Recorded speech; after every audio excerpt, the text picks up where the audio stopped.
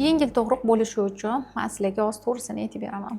Birinchi o'rinda tug'ruqni yaxshi vrach tanlash bilan boshlanadi. Homiladorlikda to'g'ri olib borish va yaxshi vrach tanlash roddomda.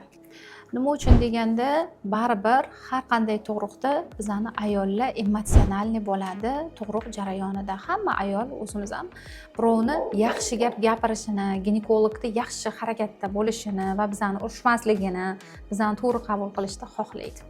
Opti bor vrachni tanlashga harakat qilish kerak. Chunki nimaga deganda, opti bor vrach, misol uchun bo'yniga 3 marta o'ralib qolsa ham zo'r tug'dirib beradigan vrachlar bor. Tug'ruqni to'g'ri olib borish, nafasni to'g'ri olib borish, o'shalar ham vrachni optiga bog'liq. Baribir 100 ta tug'dirgan xotin bilan vrach bilan endi kelgan vrachni baribir farqi bo'ladi. Hamma sohada ham, o'zimizda ham, misol uchun oddiy ovqat pishirishda ham birinchi ovqat qilganimizga o'xshamaydi, borgan sari tushunib boradi. O'sha uchun birinchi yaxshi vrach tanlashingiz sizlarning tug'ruqlaring oson o'tishiga yordam beradi. Bu fakt.